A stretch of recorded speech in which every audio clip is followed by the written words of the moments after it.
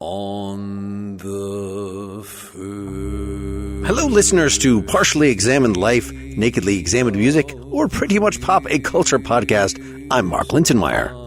Join me for this holiday journey. I'm about to be visited by 12 spirits with whom I will have brief conversations about love and growing up, making art and dealing with existence. And after each conversation, you'll hear a song proceeding steadily through all the tracks on my last released album, Mark Lint's Dry Folk.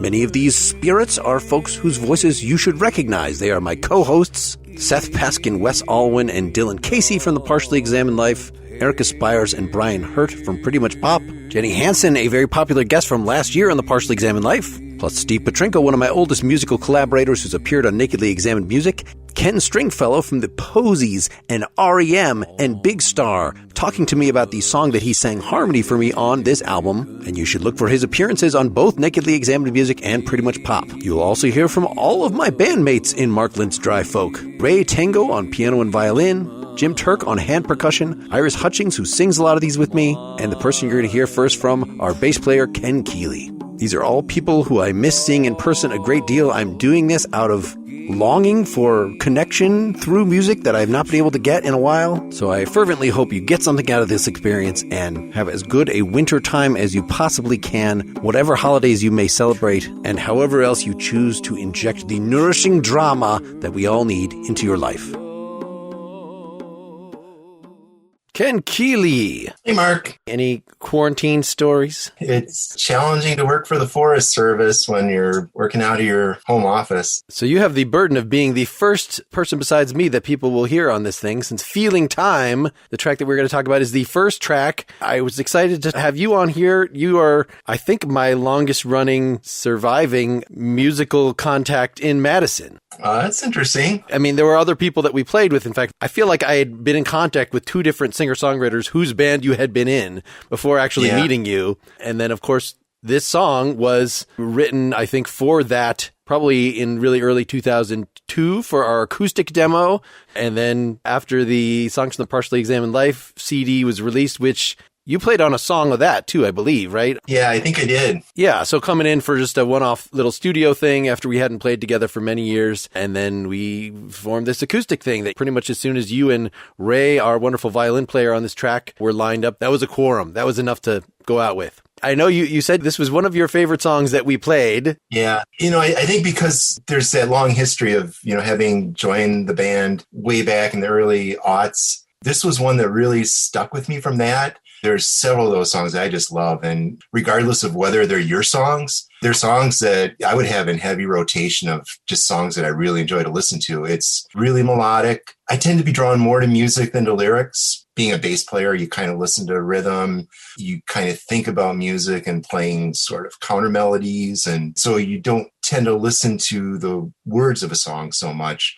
But this is one that the lyrics, there's something classical about it that's meaningful no matter what point in your life you're at, and especially as you get older, there are a lot of things you kind of reflect on. And for me, there's this sort of sense of either love lost and how it changes your sense of something that's passed you by, or something that you're currently evolving with the way that you love your partner. Like we're approaching our 40th anniversary. Damn. My wife and I have known each other for a long time. So it's not like love lost, but then it's like evolving love and talking about the shine either coming off or else maybe other parts start to shine a little more. I enjoy playing this as a rhythm section with you and Jim. It really shows you out. And this was the one tune that we did for this album actually completely in the studio. So we had to actually really know it. And the fact that it's about nostalgia, but it was nostalgic for us to even do this, that we were basically recreating with a better violin player. Ray is the pure violin god here, and having Iris do these harmonies and a nice experience and a nice way to kick things off. Thanks for helping me introduce it. Definitely. It's weird. I was listening to it a couple times this morning and it brought a tear to my wife's eye because I was kind of singing along and just, I love it.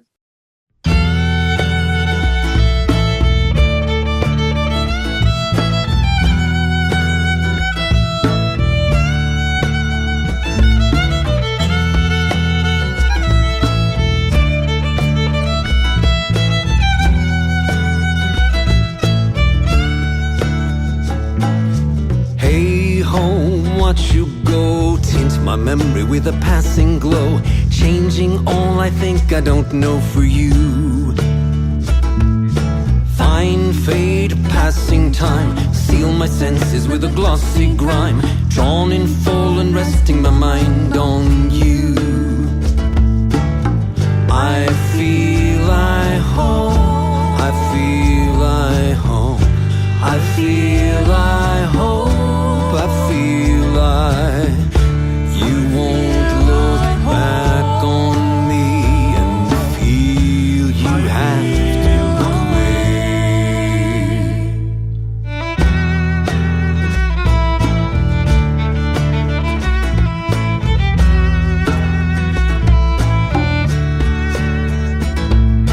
You, when I was mine, come off empty with an ass in line. Maybe the years will take off the shine from you. Love lost after touch, pray the premise won't amount to much. Pretty darn free but left in the clutch of you. I feel I hope, I feel I hope, I feel I hope, I feel you won't look back on me and crack on me and fade out into black on me and wither into fact on me and feel you have to look away.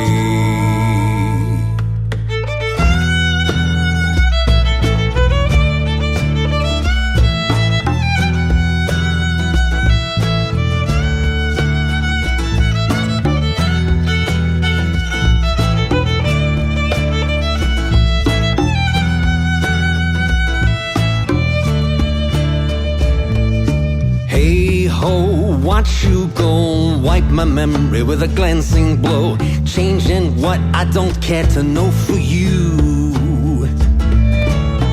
I feel I hope, I feel I hope, I feel I hope, I feel I hope, I feel I hope, I feel I hope, I feel I hope.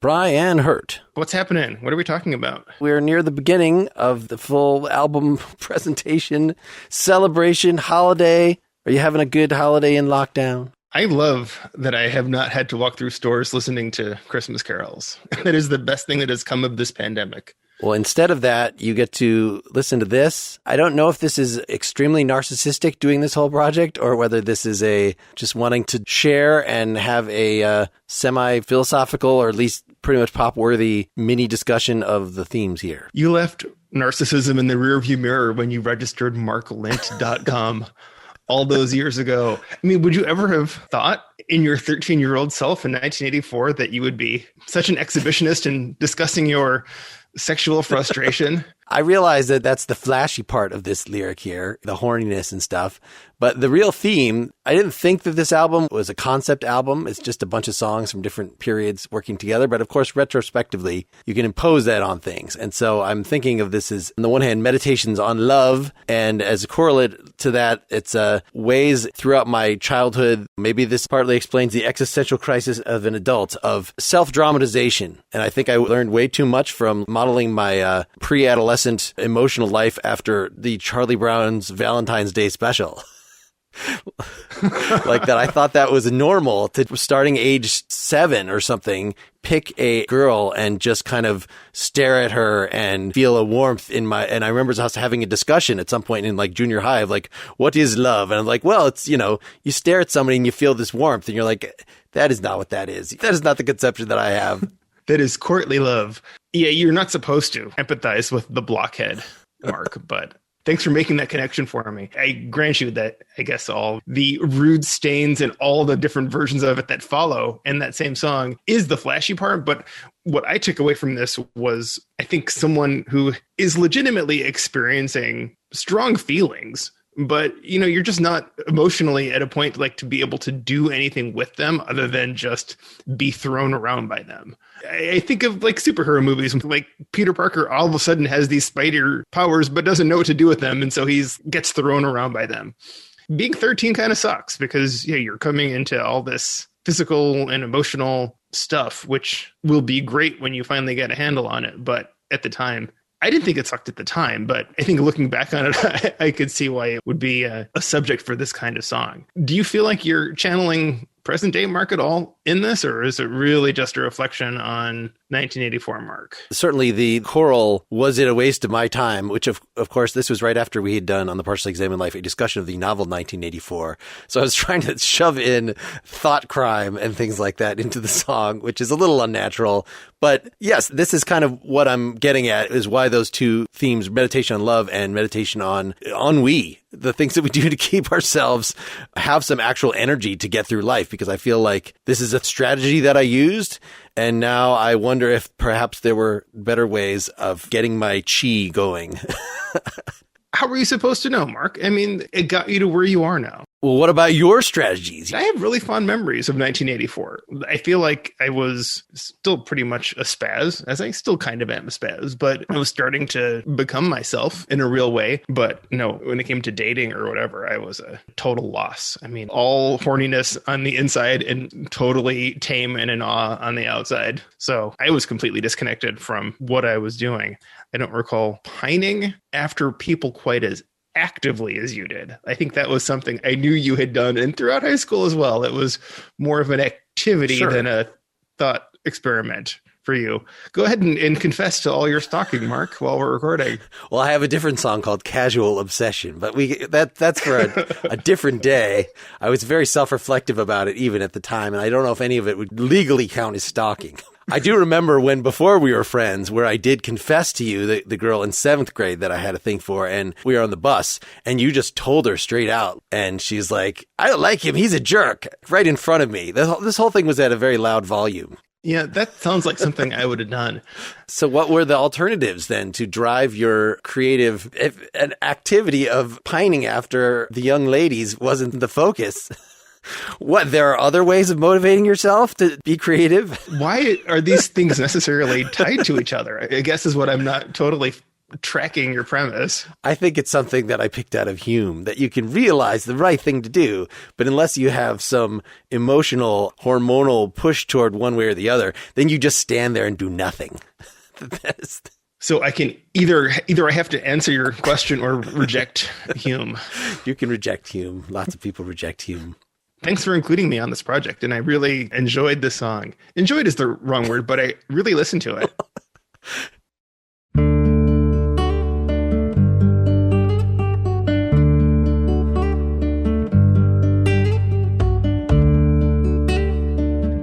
It was 1984. I was 13. I had a plaid vest and short shorts and a clip-on tie I wore to go dancing. I was the soul boy learning tango, not sports. I was lonely, yeah, I was horny, yeah. I had rude stains on my sheets. It was 1984. I was ruled by my needs.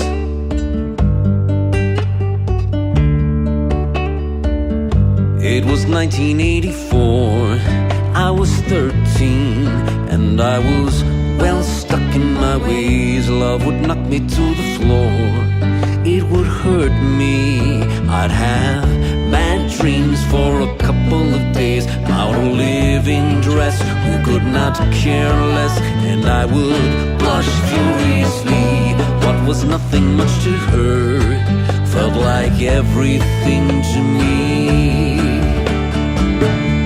Was it a thought crime, a waste of my time? I fell in love so furiously, so many times, so gracelessly.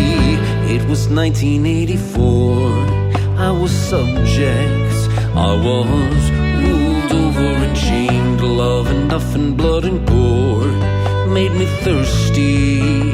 I would drink deep and get stupid and stained by its thought control. It consumed me whole. I felt flushed out in the heat.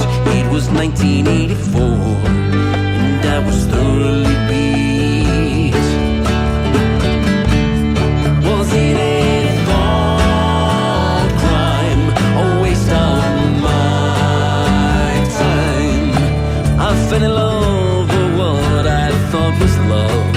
It didn't matter then, well, not enough to make me less blind to own my own mind. I was born, almost triggered, but which came first? Was I seduced by the moment or built to burst?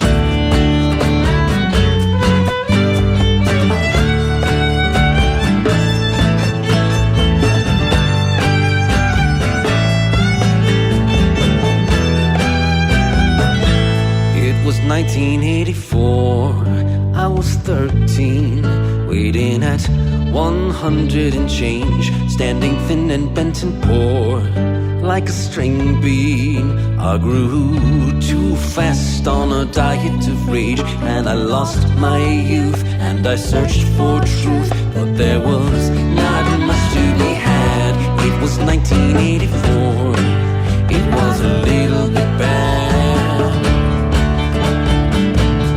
Was it a thought crime, a waste of my time? I fell in love so furiously, so many times, so gracelessly.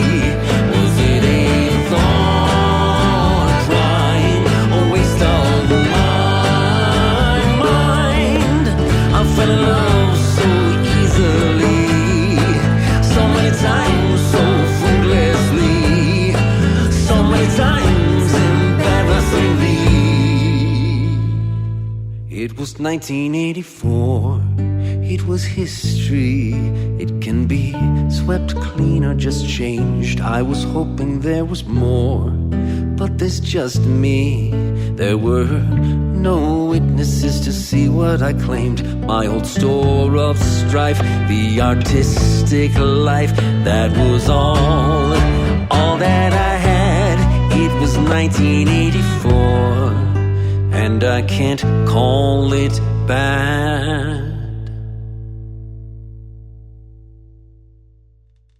Jennifer Hansen, thank you for being my stand-in for Lucy Lawless, who sings the song folks are about to hear, The Other. I thought this was appropriate, given your appearance on our Simone de Beauvoir episodes.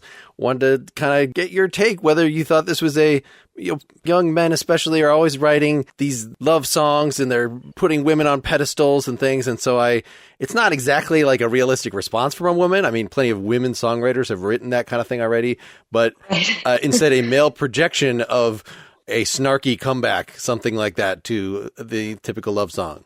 Yeah, I mean, I had a lot of thoughts listening to your song and looking at the lyrics. One of them, and maybe it's because of our age, but from the movie Say Anything, if you remember that movie, there's the character, she keeps playing this song called When Joe Lies, He Cries. I think that was back in the late 80s, I saw that film. And ever since then, I've developed this theory of poet dude, which I often tell my students about in my gender classes, right? So poet dude is the guy that you think's going to be the better guy because he's more artistic and feely and writes songs. But at the end of the day, he's just the same old shit, right? So I kept thinking about that when I was reading the lyrics. But the other thing I thought about was the French expression for the male orgasm is la petite mort, like the little death. And that was like popping into my head too, because of the, idealized sort of woman kind of giving it back. And the snark is, constantly referring to this, like, go ahead, fill me up, whatever, and then die, like. Yes, exactly. I was wondering what kind of thoughts you had in your head besides, I mean, the other is obviously a very well-known concept in Simone de Beauvoir, and then it gets taken up in tons of gender writers and just French philosophy, like the face of the other. Help me out here. Levinas, thank you. But there's so many other themes there about kind of the religious idolatry of this female who, is just basically a waste bucket for all the fears or the malaise of the male. And then he moves on, right? Not even that much more fulfilled, just to find another one. Like, you'll get over it. You had that lyric about like a condition you have that you'll be over in about a year. It's not entirely just a condemnation of misogyny, because it is, I think, a deeper existential problem that it's really hard to actually connect with somebody. So necessarily, if you're entering into a relationship that you want to just escape from the ennui of existence, we must throw ourselves into something that is larger than us. It could be a religious, it could be the things that Simone de Beauvoir warns us about of becoming the serious man of, I will throw myself into being a Trump supporter or a member of the resistance of whatever stripe. And so this is another form of that, built up by our culture of big love songs, or, especially coming out of the 80s here, and Hallmark films or what, so there are probably equivalent female versions of this where we sort of trick ourselves into wanting to submerge, basically not having to make decisions, not having to stand on our own. We want something to overwhelm us. So this is it's looking for love as a drug. Yeah. Well, there it is. Love is a drug, especially in this era where there's a multitude of these Hallmark films of, the girl from the small town comes back home and then meets the, whatever. There's memes like this on Facebook right now, like pick your letter for your first name and then last name. And then that's the person that the person falls in love with and how they do it. But what's really true about what you're saying about this larger kind of existential angst of looking for something more is, it is the case, I think, in most relationships that for a while we are in love with the image of the person. It takes a long time before the person becomes just a person that you then, because of maybe that original spark or something, you're able to kind of keep it going or decide you're going to keep it going. But a lot of early relationships are the fantasy of that other person and what they're going to do for you, because they've shown up in a time when your life is kind of taking a turn that's not exactly what you want it to be. That's why I think why that Hallmark film really sells, like, oh yeah, I finally made it out of my small town. I'm working at a big firm and I have everything I want, but I don't have love. I don't have a family. I don't have that. I think transcends obviously gender. It's definitely not a misogynist thing. And I think that a lot of us have to figure out how to remember that as we get into a new relationship or fall in love, is for a long time, because you really don't know the history of the person, or you don't have a set of experiences that you've gone through just mundane or awful things with. They are just everything that you think is going to rescue you from your, as your line says, mass malaise. I think your song captures that well. But I do like the sound that gives it depth and layer. There's this bit where it sounds almost like people going to a show like in the countryside of England in like the 16th or 17th century to watch like players, and then there's people with pipes coming along and like playing like a like a little like countryside like woo. So it's funny, even though there's a lot of serious themes and a lot of interesting critiques in there. And it was, of course, the big score. I wrote this, I had a female harmony singer in the band who I wanted to give more things to sing lead on. So I wrote this for her to sing, but then was able to score from a distance. Lucy doing this, who just seemed she was actually hesitant because, of course, we were doing all this from a distance via email and things. Like, I don't know if I can sing "I'm the other baby." I don't know if I can say "I'm a baby." Like, no, it's the other comma baby. I had to, but actually the double entendre, because that is part of what people project. The calling your significant other babe and things, like, there's something weird there. It's okay to acknowledge that. That is really interesting. There was someone that I dated briefly years ago who he didn't like the idea of calling each other baby. And I was like, why not? It's endearing. He's like, I mean, you're infantilizing the other person. And I was like, oh, okay, I guess that's true. And then you have these, But you sort of spontaneously say this to somebody when you're falling in love. And then if they're like thinking on another level, then all of a sudden you're caught up in this, oh shit, I'm just like all these stereotypes and cliches that this is what I fall to and I can't even defend it. And for some reason in songs, it's more acceptable that you can say stuff like that because it's just the history of rock and roll gives you permission to basically you're quoting other rock and roll songs at this point by throwing. Like just put on Led Zeppelin, baby. You know, I mean, everything is, and that's where it comes from. I listen to a lot of music and have my whole life. And, you know, all of us have who have, it's our language of love or our language of desire. And it's got all kinds of problems in it. And it's sometimes when you analyze it too much, you're like, damn it. You know? And yet that's still okay as long as you're sort of being tongue in cheek about it. But when I listen to like Fleetwood Mac's "Oh Daddy," there's anything that's daddy song, like that's creepy. That's the time has passed for that. There's a whole Freudian heyday there to take apart these lyrics. But yet, I guess you have "Mama" that is in some songs, but not "Mommy." That would be a bridge too far. No male singer, no matter how high voiced. That would be unerotic. Yeah, that is anti-erotic.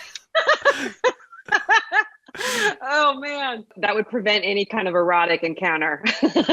So yeah, I thought that was interesting. Again, having Lucy do it, that as a celebrity, also, you know, that people project that onto as a sex symbol. Yeah. This weird angelic. So combining the messed up things with gender, with celebrity and parasocial relationships. That I feel I know you from TV, and you're my TV girlfriend. Well, as a huge fan of Xena, the Warrior Princess, it's hilarious to know she's the voice on that and singing this song. I mean, in graduate school, I watched that show nonstop, and she was like all of our hero. You know, her and Buffy the Vampire Slayer. Those were the two icons of, I guess, us in the early 90s feminist crowd. So it's really funny to hear her sing that and to kind of think about all the layers of, it's cliche. It's easy to kind of like sing your song. I started singing it and I'm like, it was in my head like an earworm. I'm like, oh God, now I'm singing it like it's just a song that I'm listening to, but it's like so many, it's a thought-provoking song for someone who really takes the time to think about what it's saying. And that's cool. Thank you so much for joining me. Let's play it. Okay.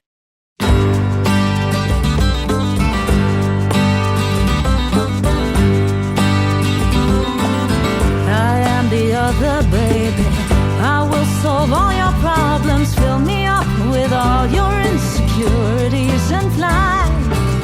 I am another lady, you're several's one and only. Come to me, I'm what you need, worship me and die. Sentimental death fulfilling every Valentine cliche. If you never try, you'll never know how it feels to be unmade. I am the other baby, project upon me all your fantasies and entreaties, especially the weird ones, baby. I am another crazy, impossibly imperfect vessel for your self-deceiving picture of your needs. But it's the only game in the city built on rock and roll cliche. If you never try, you never know relief from mass malaise.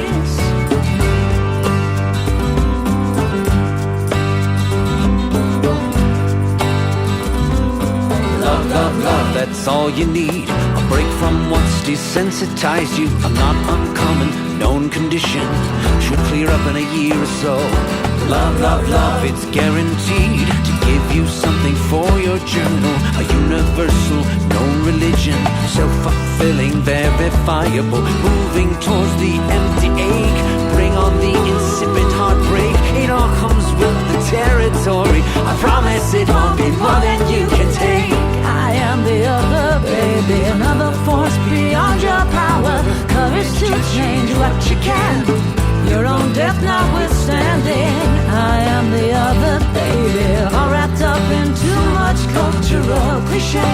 So run away as fast as you need reprimanding. The other two, you're immature. The other two, your horse manure. The other two, your narcissistic needs.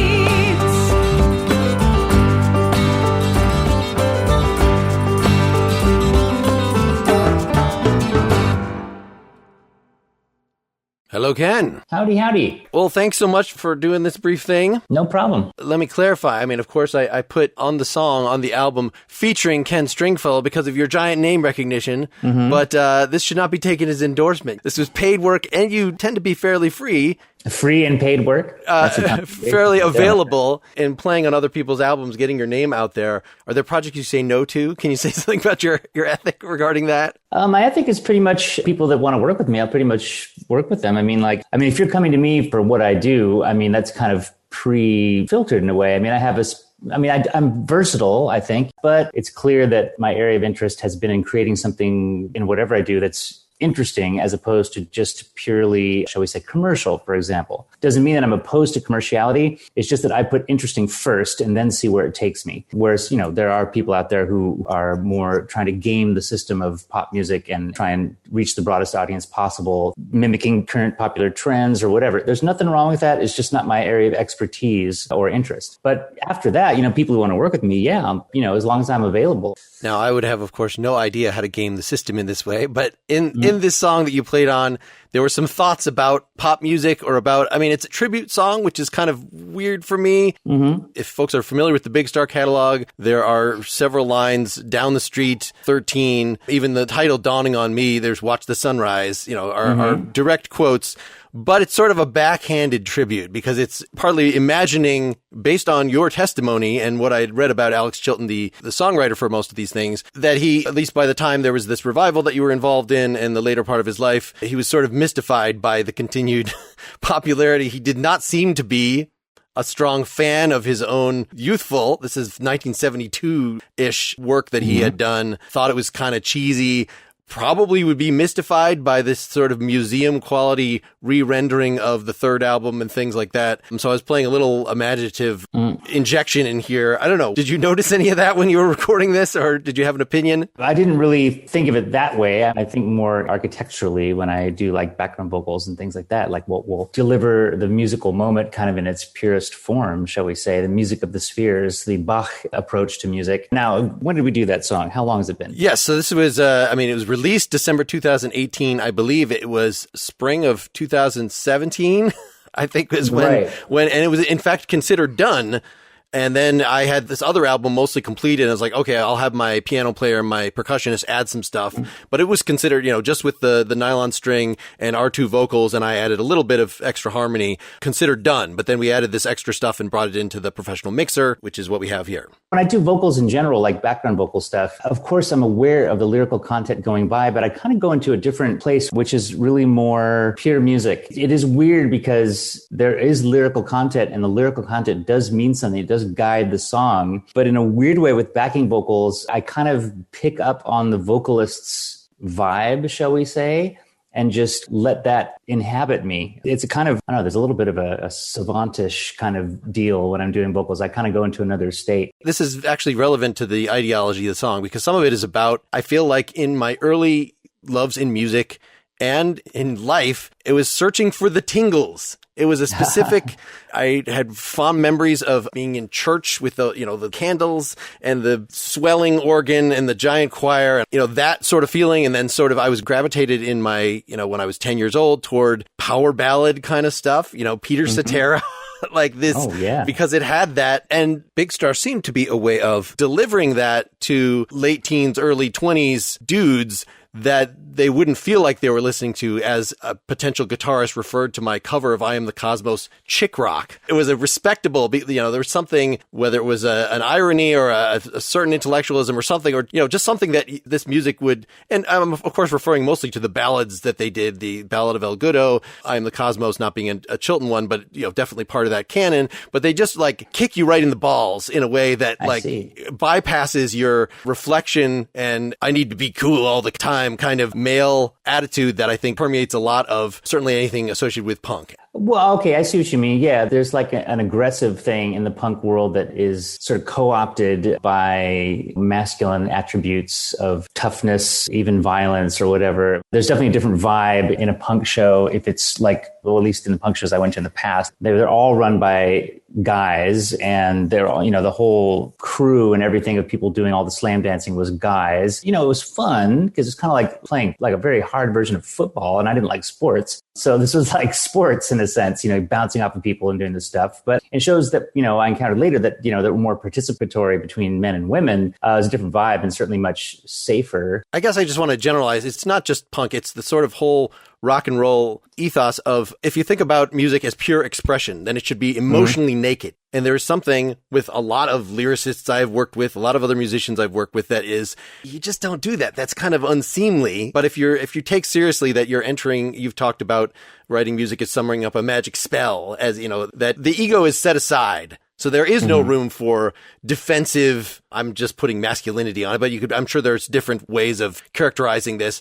You said dudes, and then you said punk rock, and I Yes. had to go into that world because I had those direct experiences. That's the purest example of that. But it's, it seems like a fairly, I don't know, something that I feel like male songwriters either just find I don't even know what you're talking about. This is a weird conflict, self-defensiveness, or that they have to consciously get over. From my own experience as a lyricist, I think I had really very little to lose. I didn't, feel like I was really on the spot, or really people have to be listening in order to criticize you. So in my earliest days, I think, my writing was pretty honest and pretty naked. I mean, it wasn't brilliant all the time, but it did have a certain honesty to it. And I felt like I've gotten better over time, but I had those early experiences of being quite free in what I wanted to write and what I wanted to say. And so I never thought about it in those terms, like later, of course, after releasing albums and things like this, and people say, oh, this sucks, or you suck, or your music sucks, or whatever, you go through that. But by that time, our band, which is the first entity with which I released any kind of recording that anyone heard, had already had enough success to kind of, those slings and arrows weren't so painful. In reflecting on the tingles, as I refer to, that starting out was kind of prime mystical experience. And that's, and that being totally emotionally naked goes very well with that. Yeah, sure. That you're experiencing something basically like a 3-year-old would in terms of this whole body unreserved. And I think I, of course, got more jaded by that over time. And lots of folks thought that part of my very wide musical palette was cheesy. Don't bring more ballads to the band. I remember Sting, talking in The Police, so many of those, his bandmates would poo-poo the ballads. There's only 2 of them. But yeah, I see what you mean. I don't know. I mean, there have been times, for example, with my songwriter and bandmate in my band, not very many, but there have been a couple where he brought a song to the picture that maybe once or twice. It's bound to happen. There was something where I was like, I don't think this is up to snuff. And in one case, I felt there was one song that was just too... It was a love song, but I felt it was so obsequious that I just didn't feel like it was my place to join him in that. I'm sure it was very sincere, and I felt kind of badly, as someone that he was with at the time or whatever. And I was just like, this isn't something I can really join you in singing. It's your deal. And I don't think this is a band thing. And it's not because it was a love song per se. We have lots of those. I don't know. I just felt at an intuitive point where I was like, I can't get behind this. This is kind of corny, actually. It is possible that something could be too corny. I mean, for somebody else, we have to face those facts that we're not omniscient as songwriters. We might do something that just doesn't jive with other people. And if those people are the ones you're working with, well, you're kind of shit out of luck. This is sort of what I was reading into the Chilton calling his own past work cheesy, that he was entering into this group mindset with the other guys at the time. This is what they were into, this British invasion stuff. And, it's very effective at pumping out the tingles. And I could see, especially if you played those for a while, and then as you're writing solo stuff, it's not coming out the same. It's coming out as flies on sherbet, stuff that's not channeling any of that, that maybe that's not really his soul. Maybe that was Chris Bell's soul that he was borrowing in okay, I'm going to write some songs like you've already written, and that's what's going to make this band. And that the whole R&B thing that he embraced, even though I love, some of his, have the album called Clichés, that My Baby Don't Care for Me, his version of that is one of just my favorite things. And really good and actually has version. Some of that, but it's a different, it's not the full on choral, something that you could see as whether corny, cheesy, or manipulative, especially if I see the tingles as like a drug. And now, okay, it's over. I don't know how I feel about the fact that I was so easily entranced by that, at least after the 15th time. Well, I think in the case of Alex Chilton, there's a lot more at stake than just what we're talking about in our own work or whatever. Mm-hmm. I think that it's an unusual perspective, and I don't think that he necessarily, quote unquote, corrupted himself by, allowing him to fit in with writing in Big Star. I mean, if you listen to the album that he did in 1970 and stuff like that he Sure. did pre-Big Star. I mean, it's consistent with things that Big Star was doing. And I don't think it was a big stretch. I think he just moved on. And I think the biggest thing for Alex is that it didn't work. And I think he took that very personally. But, I mean, he's in a very unusual position, having come from like massive worldwide success in a band where he wasn't really a writer. Mm-hmm. Knowing that he had more to offer than this teeny bopper thing. And anyway, the teeny bopper thing was starting to play out because they were aging out of it. Then he came back, did these records with the best intentions, I think, and then it didn't work. I think that's the part where he like has an issue with it. And then he decided to rewrite that history and saying, oh, those songs weren't good enough. But of course they were, they just didn't meet their audience at the time. And, the song I was talking about of my songwriting partner in the Posies that I didn't feel good about, it doesn't mean that even it's a bad song for another time. It just wasn't something that I wanted to do in our band. And I felt I had the authority to say that by virtue of the fact that I wasn't just rejecting everything that he brought to the band. I mean, I was very open to most of, what he did, 99% of what he's done. Just this one instance, I said, this isn't for us. This isn't for me. If the song can stand on its own merits, who am I to say other than within the domain of my own, work? Well, that's very politic, and thank you for your consideration and participation in this. And it's always a pleasure to touch base. Do you have anything to plug before we say goodbye here? I've sung on your record. You mentioned I'm very available for these kind of things. I'm always available for mixing, producing, playing, singing on people's records. You can always find me through my Instagram at Ken Stringfellow. Excellent. All right. Have a great rest of your day. All right, buddy. Thank you.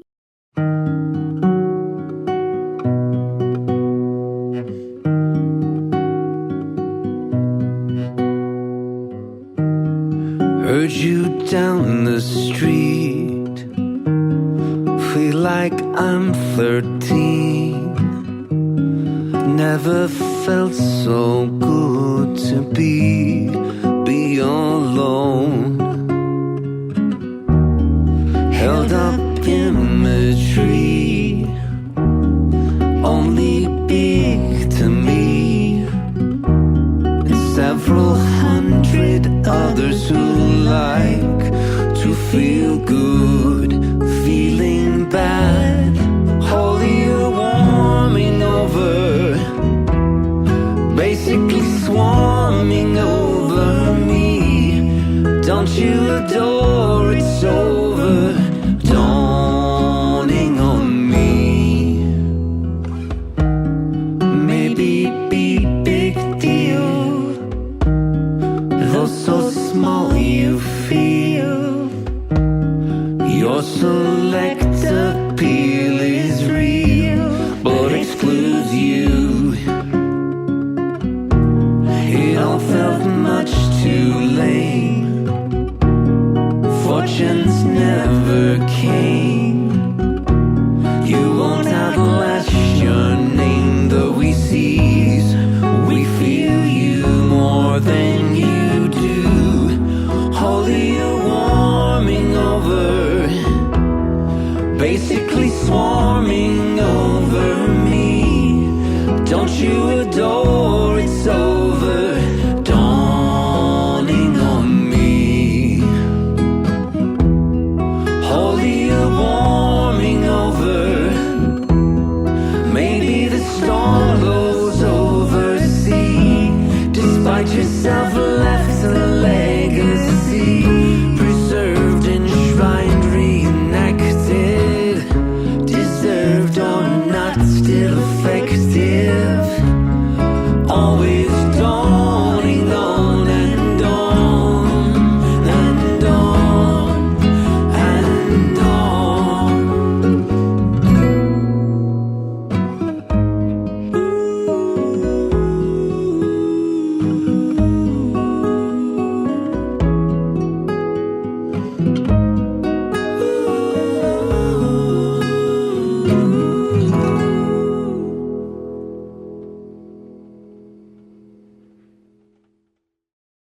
Wes Alwan. How you doing? Good. So thanks for doing this. We're now to the most pretentious sounding song on the album, The State of Modern Man, written in 2005 before the Partially Examined Life existed, when I was thinking that I was just going to be working a full-time job. Well, I'm flattered that you thought of me when you thought of your most pretentious titled song.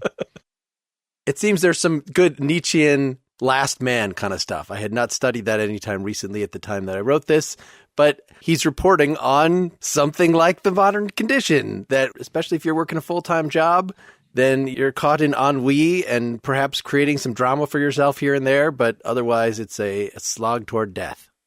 Was that the inspiration for this, reading Nietzsche, or what was the inspiration? No, it was just how I was feeling at the time, and I think that I gave it that more general title.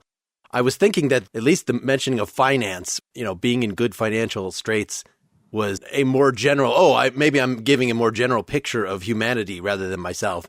I don't know what I was thinking at the time, but had I kept my nose to the grindstone, followed my father's path, and just worked in the business world in increasingly high levels of responsibility, then, yeah, you end up selling your soul for something to pass on to your kids. That's interesting, because the way it reads to me, I thought you were thinking more generally of modern man when you wrote this, but it sounds like that occurred to you after. I guess that's a thing to ask. I mean, when people are rhapsodizing about human nature, it seems either they're doing phenomenology, they're extrapolating from themselves. Mm-hmm. These are the things I'm bummed about. These are the mental patterns I fall into. Therefore, everybody does. Or they're like using it to condemn all the sheep and, I as philosopher am standing above them. I don't think those are bad extrapolations, actually. I think we're often good at that. We often have the right to make that. To say, I feel this way, therefore a lot of mankind feels this way. Better than the alternative. I think when Nietzsche is talking about the last man, he's probably not saying, I don't know, what do you think? Is he reflecting his own experience, or is he like those unenlightened ones? Yeah, I mean, I think he's reflecting attention within himself.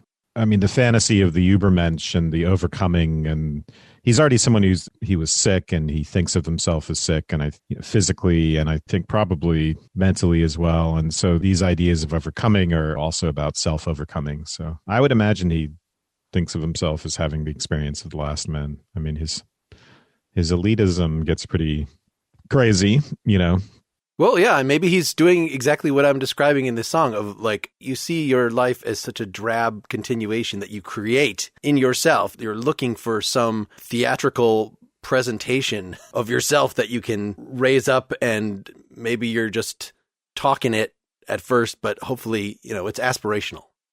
Well, what's aspirational in this song?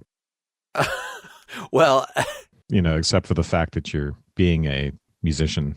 I guess I was this song is making fun of at least the process of, I'm alone with myself, I'm deceased as someone else, and my enemies confront me now in the keep of my defiance.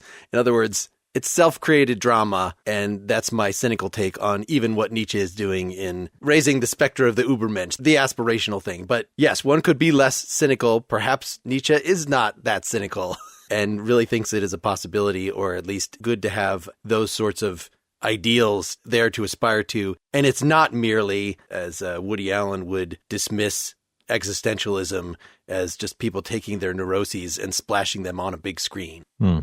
There really are human potentials that are available to us, perhaps. Right. I'm just looking at the end of the song here. I remember every word I said, though my life did not decree it, and I won't give up hope, though I often don't believe it. So it's a little aspirational. Yeah, it's aspirational but realistic. Yeah, I think that's the best way to put it. Aspirational but realistic. All right. Well, thanks for bringing a little of your subtext magic, folks that do not subscribe to Wes's newish podcast, subtextpodcast.com, right? Yeah.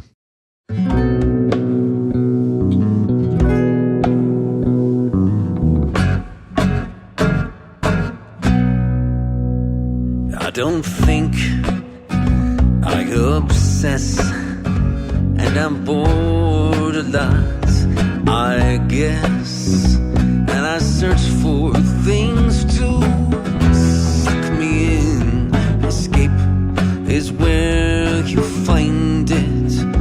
I ignore, I don't believe, and my heart is off my sleeve. And my younger days are over now, and relief is where you find it. And I reach inside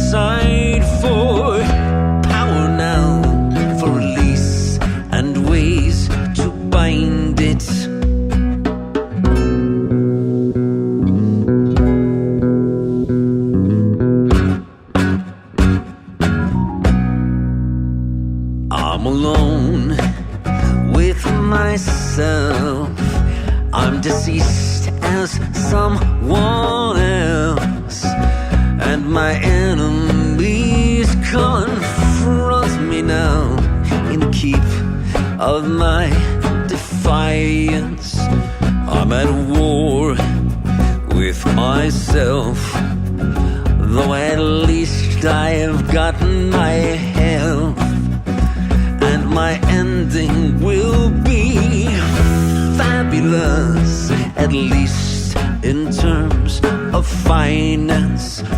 When I've sold my all to gradual decrease, my grief a line dance, a thief, a chief, a mind dance.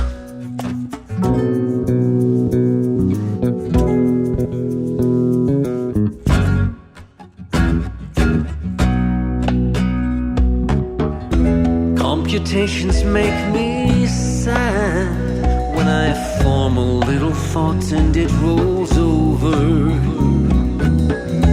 and it bothers me a tad to waste my vast resources, my energy and time on a reasonable skin glossed on a patent life of crime. I'm aware, I am awake, and I am the mess I make, and the envy of a man in death. I do my best to see it. I remember every word I say, though my life does not decree it, and I won't give up hope, though I often don't believe it.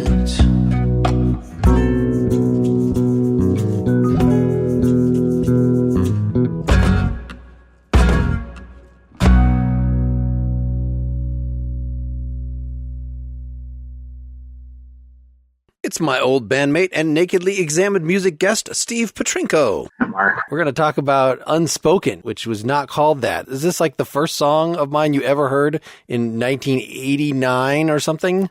I believe it could be. And that lasted through all of our time, I believe, playing live from 91 to 94. And then I think there was even talk of you guys continuing to do this after I left. I remember you said that. Maybe you practiced it once. I don't know. I don't remember that, but it's possible. We did love it. I always loved this song. So it was kind of a Pink Floyd ripoff the way I originally wrote it, with my best attempt to do a David Gilmour lead guitar, which is now completely absent from this version. There's no lead at all. I did some of the licks on bass, but...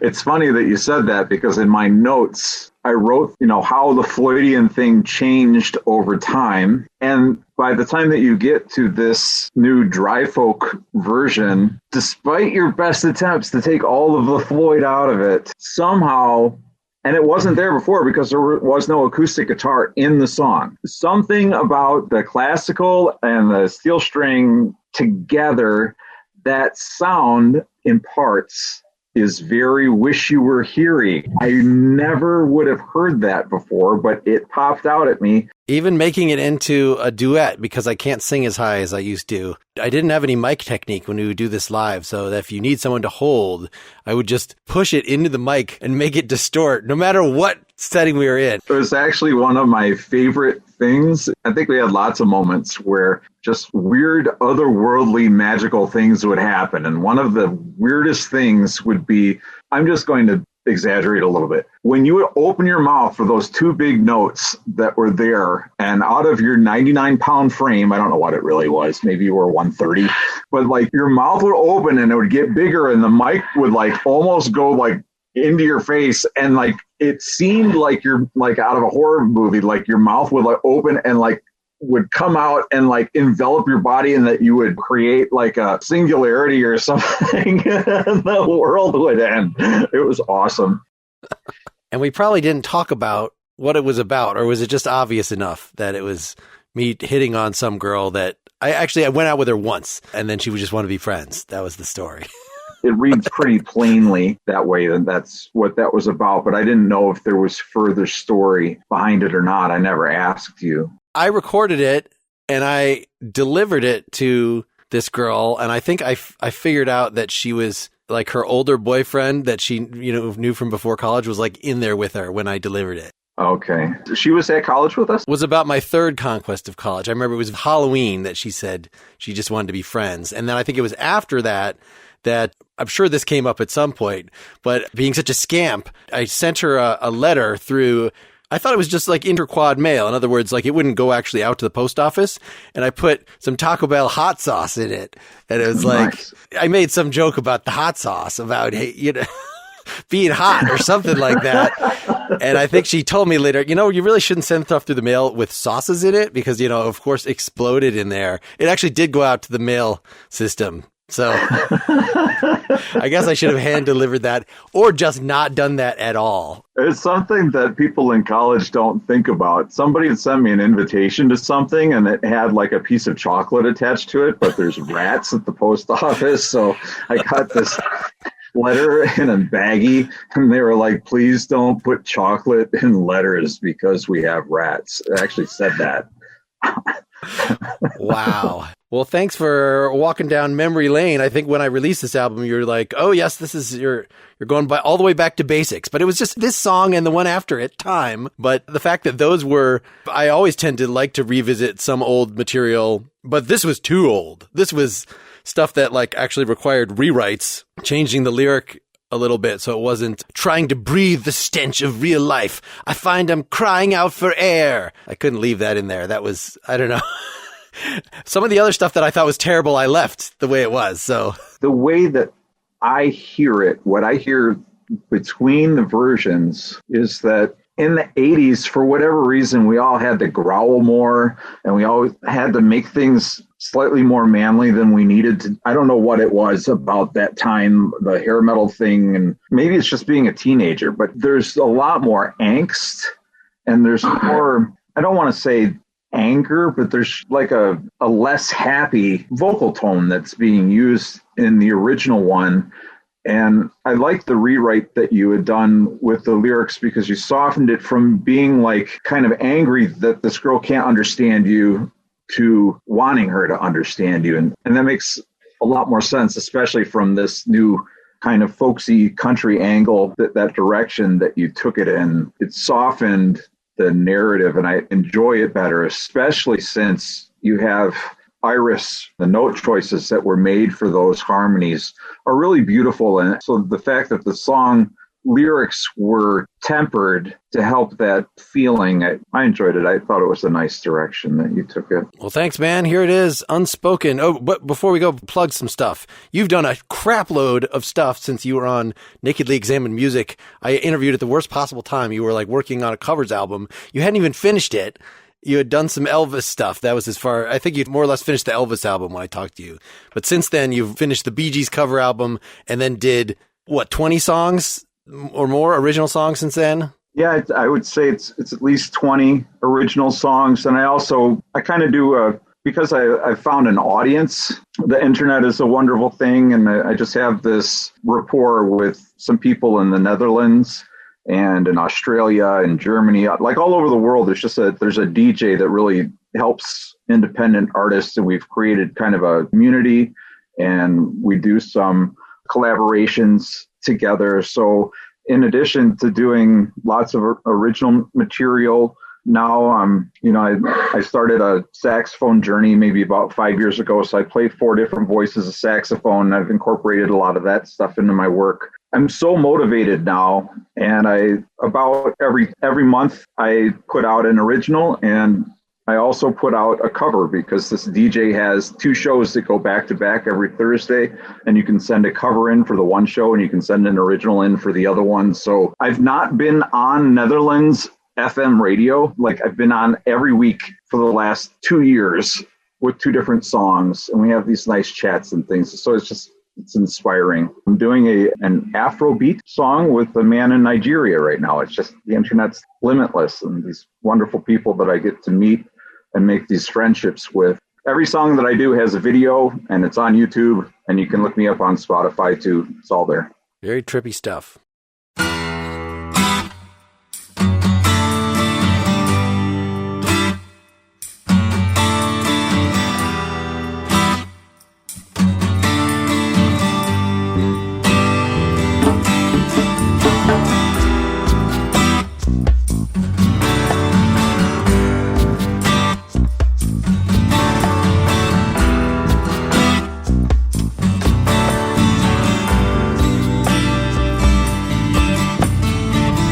Have you ever heard a word unspoken?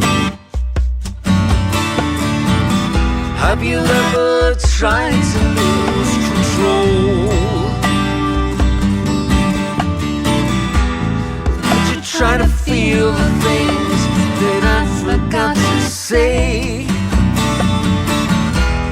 Could you maybe try and read my soul?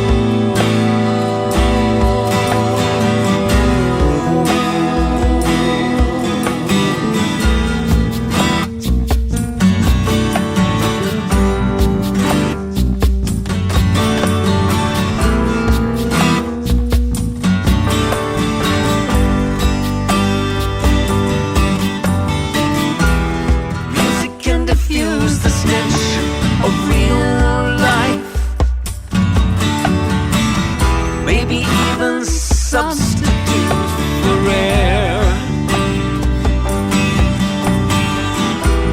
Taken in the context without life or love or meaning. Would you even try to live? Would you care? Don't think that I'm unhappy. Sometimes I wake up and my heart is screaming and my mind explodes. I know you've got a full life, but I'll be around if you need someone to hold.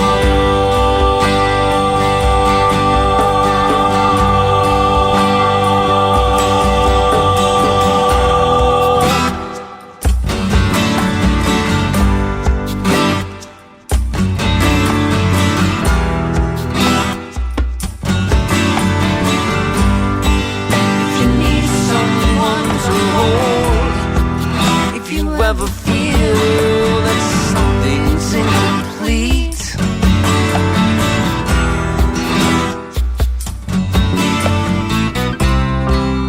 I'll be here.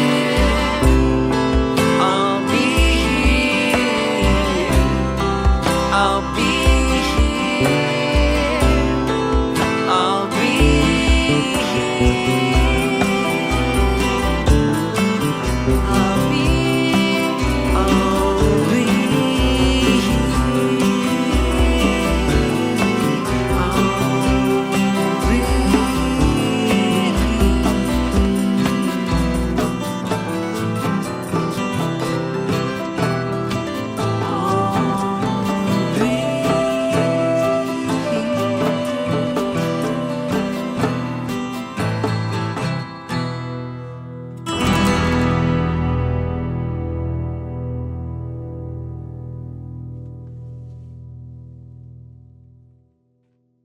Hey, I'm here with Seth Paskin. Howdy. We're going to talk, before folks hear the song Time, which I gave to you, Seth, because it was the one left.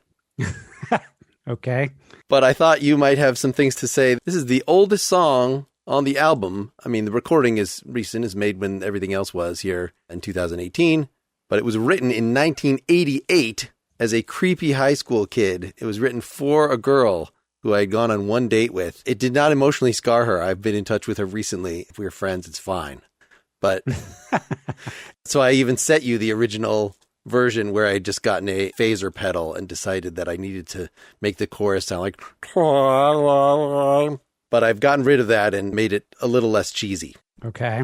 Did you have any thoughts about that time of life? And I don't know, did you have similar misadventures at age 17? Oh, yes. Share one. Share a holiday anecdote. Yeah, I guess I should preface the whole thing by saying that I'm extremely sentimental. My parents are very quiet and calm, and so I didn't observe them resolving conflict in public in our household. So my idea of what relationships are about and how to deal with emotions and all that stuff was somewhat, I would say, stunted. I grew up and I was very sentimental. So like the other night I watched It's a Wonderful Life and just cried constantly. And I go on these YouTube The Voice things where I just see these people coming on and their human potential as exemplified in their voice, and they get a chance to share it, and it just makes me cry. So that means that as a kid, I was just very sappy, very much connected with the Smiths when they first came on the scene. I thought you were a heavy metal kid, but that was later. Well, I had kind of a mix of both. So I had kind of my Smiths, Billy Bragg side of things. I had my sister's 70s classic rock, Styx and Queen, and then I got into metal a little bit later. Do you know the Billy Bragg song, A New England? No. There's that, and Levi Stubbs' Tears. These are all sappy, sentimental, quasi-love songs. I feel like this is one of the few songs, even that I wrote at the time, that did not have like some layer of irony over it. You were ironic even at 17? Yes, I think I was keenly aware of my folly. But this one compensated by being a little more cautious, a little less emotionally naked. It's just more of a, hey, I'll be around, babe. Yeah. This is one that I had thought was just too cheesy, too pure to even play as an adult. And so tweaked the rhythm, tweaked the lyrics a little bit, but actually ended up kind of reversing some of the tweaks to the lyrics that I've like, no, it's fine. You can say that. You don't have to cover everything in a veil of self-reflective sophistication or something. You can just say the stuff. It's fine. Well, I very much like the recording with the duet. Who? Iris Hutchings. It's very nice. I don't know the technical term, but is it harmony? Yes. In fact, she kind of took the part that I used to sing on the old version, and I added a new one under her. What this made me think of, Mark, because it's a duet and because it's about love and it's Christmas time. Do you know the Pogue song, Fairy Tale of New York? Yes. Well, Bon Jovi just recorded a version of it, and it's terrible. In fact, my friend called it a war crime. And somebody on Twitter said, I listened to Bon Jovi's cover of Fairy Tale of New York, and I can honestly say that my day is ruined. And the Pogues retweeted it and said what he said. Bon Jovi didn't have a separate singer. He did all the voices himself, and he changed the controversial lyrics and all that. But it made me think that you could have taken this and made it a dialogue between the male and the female parts, and had a counterpoint, and it could have been him saying, I'll be around, and her saying, don't wait for me, or something like that. There's a nice structure here that could make it even more poignant. More theatrical, it sounds like. Theatrical and sad, yes. Well, thanks for helping me introduce this. I hope you have a good holiday season. Any words of wisdom for looking forward to the next year? Let go or be dragged. 2020 has been the shit year for the world, for everybody. And yeah, we still have probably another year of shit to plow through related to, but I'm trying to let go of all the bad things that happened this past year. I think you should do, and recover the strength to persevere until we return to some sense of decency and normalcy, if in fact that's what happens. If not, you'll need that energy to fight off the raving hordes, the zombies, and whatever else comes along. Merry Christmas. Merry Christmas, Seth Paskin. Merry Christmas, old podcast. Merry Christmas. I got Juju's pedals right here. All right.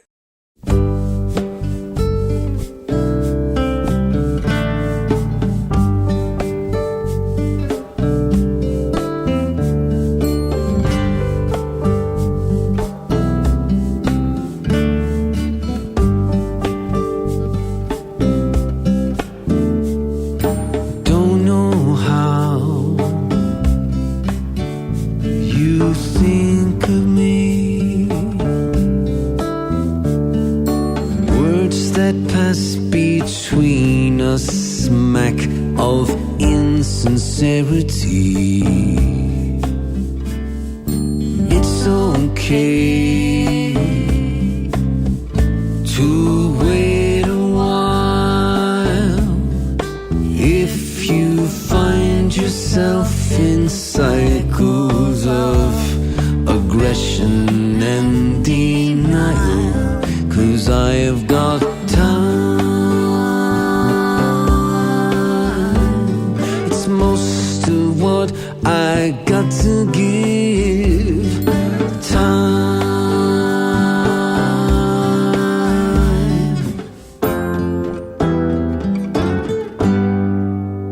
So much about you I still don't know. So much that I suspect you'll eventually let show when you've got time. It's most of what I got to give. Time.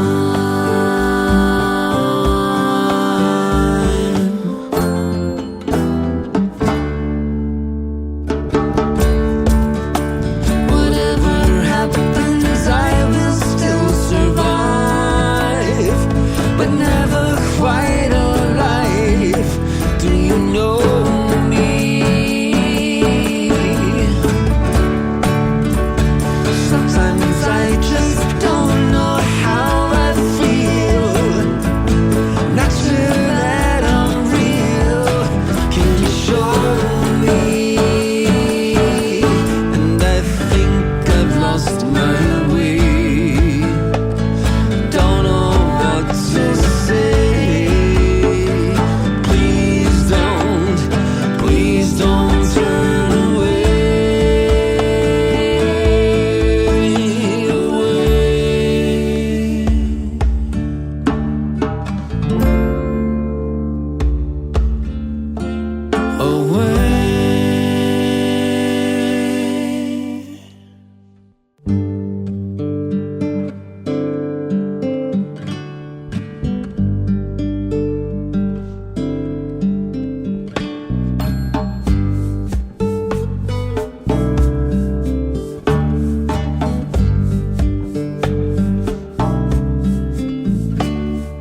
With a song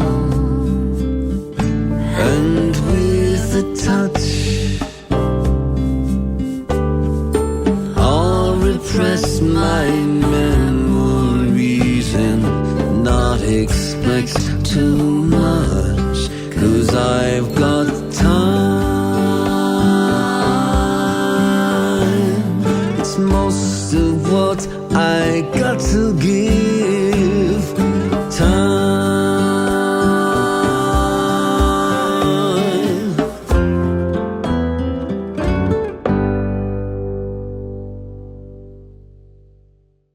This is Iris Hutchings, who was the featured singer on this song. Good to see you. How are you holding up in quarantine? It's a long year. Hanging in. First, you were just singing harmony in the band, and you were so obviously overqualified for that. So I was trying to, can we have you sing lead all the time? I don't know, but finding as many opportunities as possible. So we had some cover songs that you were singing, and then the other track, The Other, was first from a female point of view, and then some strong duet parts. But this was the first one. I, in fact, was hoping we could co-write something, and that we didn't quite get to that point.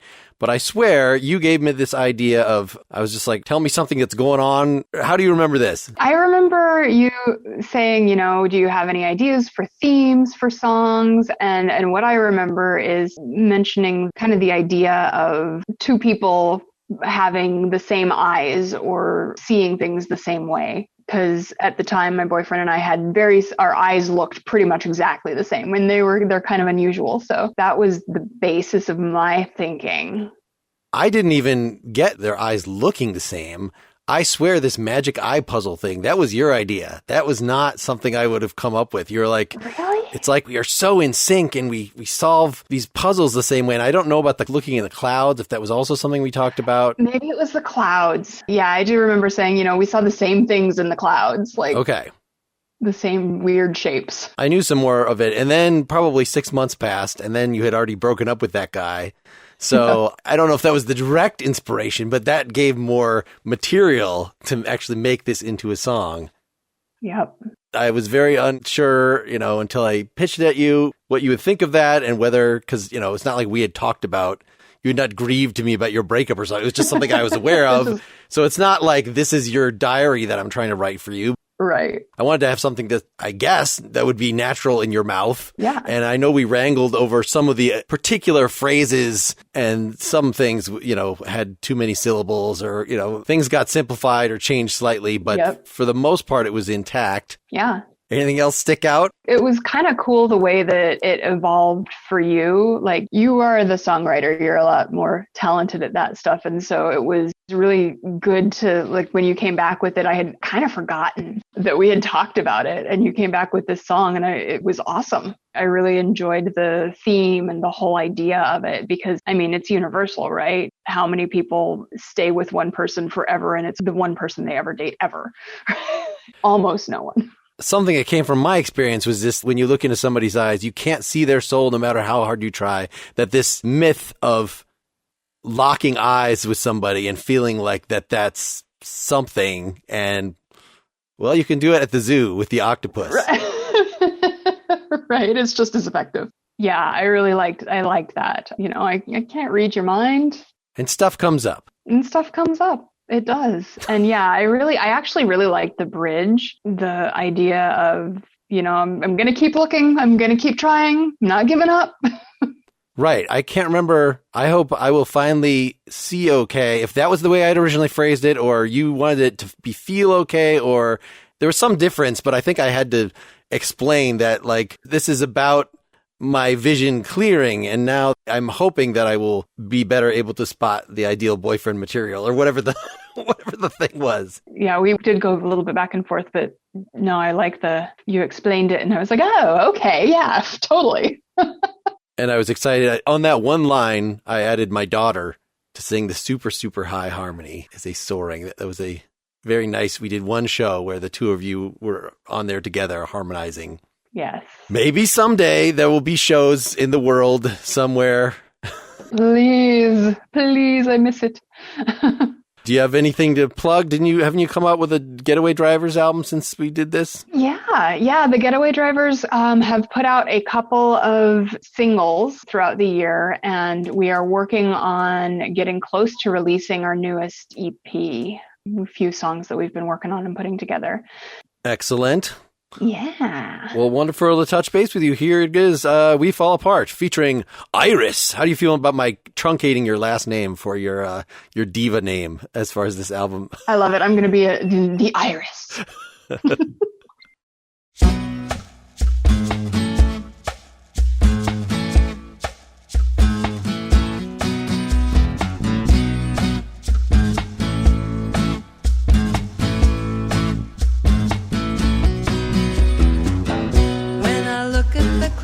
I see all the shapes are free to appear in so many ways, but the ways that you see were the ways that I see when we could see clear through our perfect days. And with one of those magic eyes where you stare at the page until some shapes might arise, you and I were synced up, we would see simultaneously, and we thought we shared the same eyes until we did not, because of life, because of the typical nonsense, because you can be wrong about someone, find your connection has faded away. We see together, we fall apart.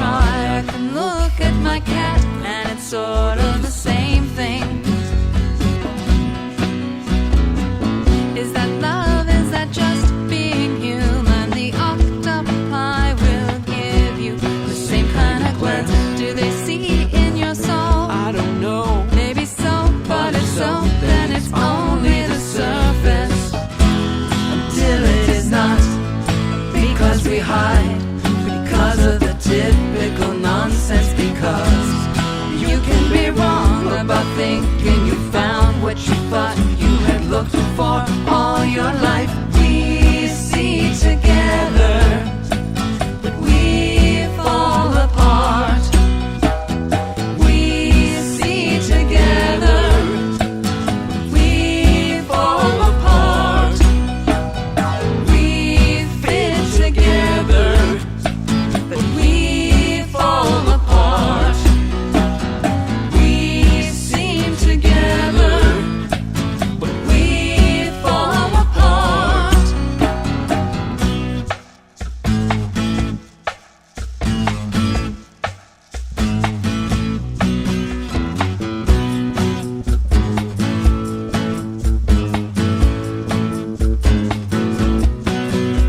Unless this hope can be driven away, I'll keep looking and find it someday.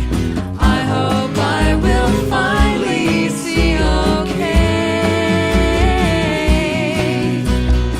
We see together, but we fall apart. We see together, but we fall apart. We fit together, but still came apart. We were together, but we fell apart.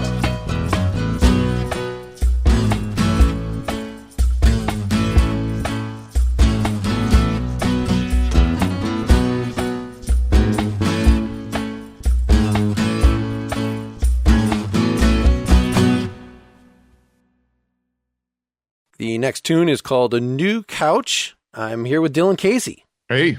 I thought you would be a good one to reflect back on. I don't know, this is a wistful tune. It was written in 2005. It at least was started at that point, about the prospect of getting a new couch as representing the uncertainty and the aspiration, middle class aspiration.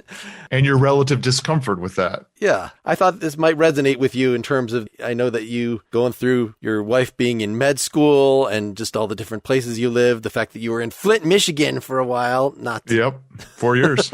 You've gone through some lean times in just very gradually building up. I did recognize the certain amount of misgivings about middle class aspirations in your song, which I think was undergirded by just the main sense of fear of just losing the most important things, of being connected with a person that you love and care about and being overwhelmed by those middle class desires. So there's a kind of fear of a future self in which you worry more about the couch than other important things. For me, maybe this is in line with the sentiments that you have in the song, but I've tried to remind myself and cultivate a sense of being fortunate because, things like the way in which the world works and the economy have worked for me.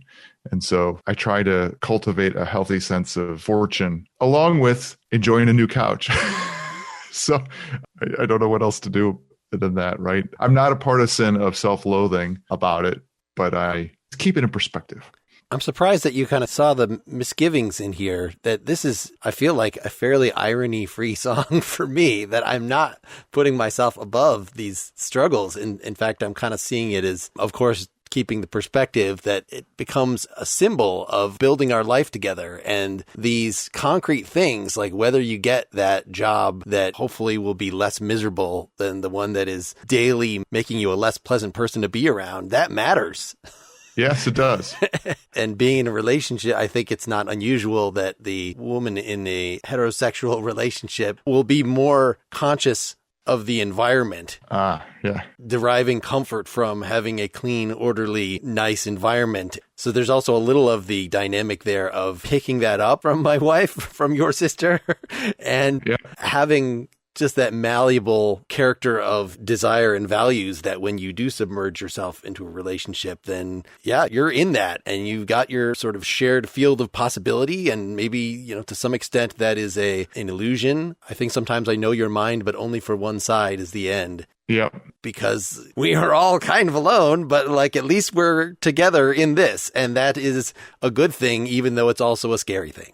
Yeah. And also the part of that where you are, the way you just were describing, you kind of acquire certain tastes and sentiments out of the relationship that you're in, right? Things that you end up caring about more than you did before. And that's not a bad thing. That's part of coming together on things.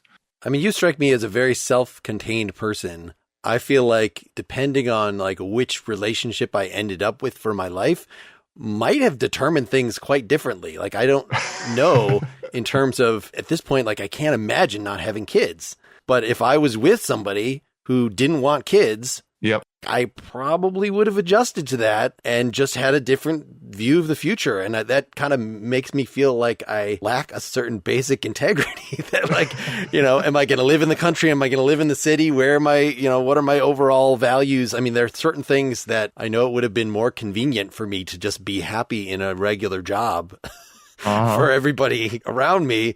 But yet that was at least a thing that I couldn't compromise on just due to my sheer inability to do so. But I don't know how important it is to sort of have this centered set of values. And then, yes, you do not compromise. You find somebody to be with who matches those, as opposed to just, I'm pretty much happy in a lot of respects. You know, that's at least how I've seen like what city we're going to live in and what the surroundings are going to be and how big the house is. Like, it's all stuff I can kind of roll with. Well, I think that combination of having mostly compatible areas of adaptability and, I don't want to say intransigence, but the things that matter to you, right? So being married for almost 30 years. Yeah.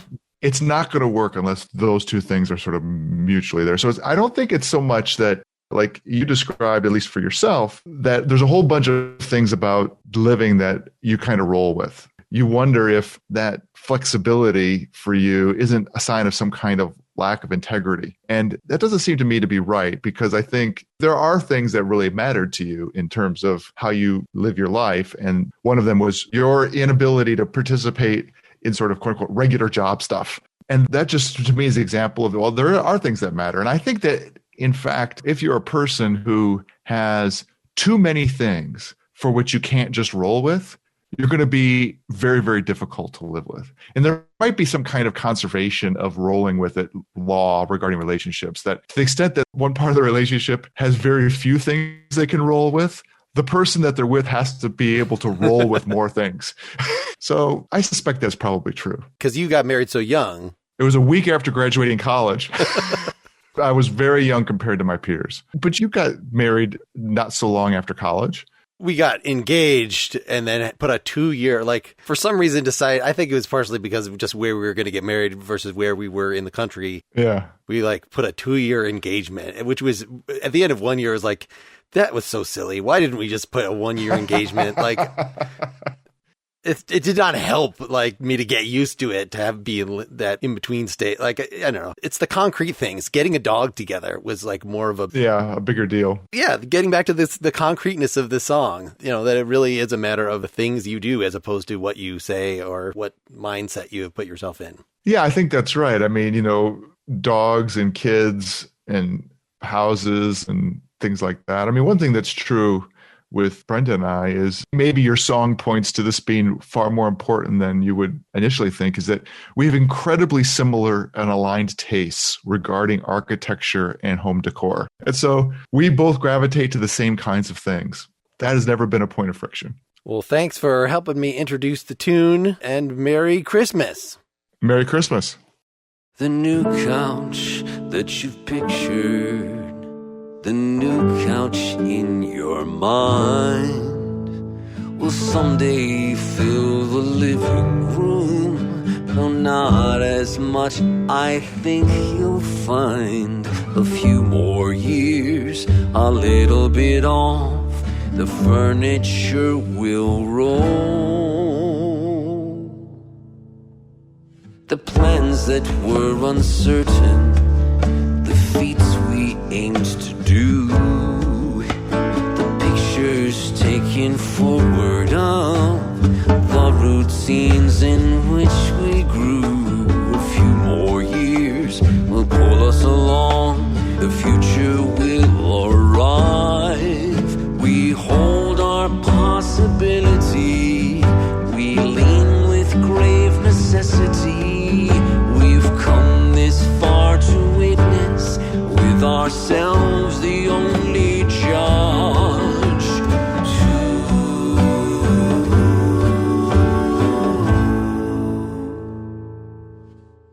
The new job that you've pictured, and those that've come and gone. The needling sense it's not enough. The need for maybe moving on. A few more years, a little bit off.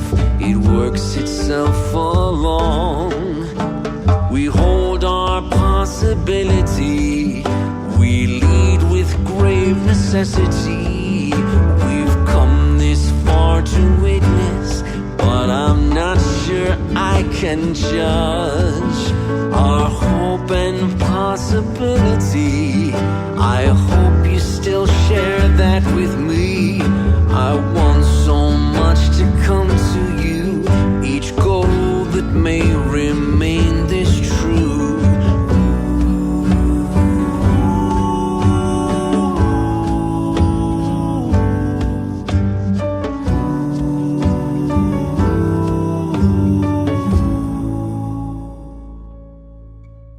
The new couch won't resent you for having to wait so long. With two new chairs fit for company who've got the color to belong. The new life that will find us, our plans all fleshed and new. The new couch and the armchairs will find some stuff to do.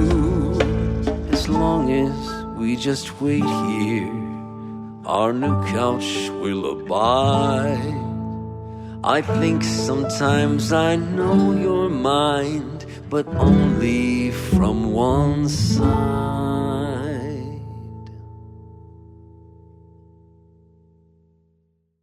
Hi, Mark. Hello, Erica. So you got a chance to look at the tune? I did. So thanks for joining me to introduce it. It's called Came Round. It is a Frankenstein of a song that it has verses that were written back in 1999 with just supposedly garbage temporary lyrics that I ended up just leaving. And then a bridge that was added at a different time and is kind of theatrical and excessive. And then only when it came to perform this live fairly recently, 2016 or something, and I had Iris, a female vocalist in the band, I added lyrics to this section that was just an instrumental section to give the woman a chance to respond. So at that point, it was just you doing like your cool classical guitar licks and stuff? Yes, it was kind of written as a thing just to do finger picking, really. What was fun about it and why I kept returning to it, even though it wasn't a whole song. It was just a fragment for quite a long time. It was very impressive. I hadn't heard a ton of your finger picking skills, and that's one of my favorite things on guitar. You can do a lot of things with your voice. So when you first started singing, one of the things I like about your voice is that it sounds like you. I love when people's voices sound like the way that they talk. I don't try to sing high anymore. I gave up on that. Somewhere in the 90s. Not even that. It's just more so like there's honesty to that I admire. You're saying lack of technique, I think is what you're saying. No, I'm totally not. People that can really sing like you don't necessarily sound like they talk. I love it when people say that like my voice sounds natural or honest. You know what I mean? That's all I'm getting at. Sure. But no, you're right. I could mean that, but I don't mean that. There's an honesty to it and a gruffness too that I like that I do actually hear in your natural speaking voice. The first thing I thought when I first started hearing this, because I can't help it as a musician, I'm just like, what does this remind me of? And I was like, somehow reminds me of Crash Test Dummies a little bit. Well, yeah, somebody with a voice that low. There are not too many of those that break through onto the radio, so. Yeah, Tom Waits and Crash Test Dummies, right? Yeah, no, that was cool. And tell me about what inspired you to write this. Did melody come first? Is it more about for you in this? Is it about a story and a particular breakup? The opening part, if it's you came round, I saw your shoes, you came round and I felt used. If that sounds like laziness, that it is. Like I wrote this specifically because I was working on a duo project and I wanted to write. So I wrote fragments of about 5 songs just to have tight harmony vocals in them. That was the entire purpose of it. And so that guitar lick and those things were around that. And yeah, and then for a long time it was just that. And then this instrumental chorus, which was just supposed to be some energy. And then, would let me do some more silly guitar stuff.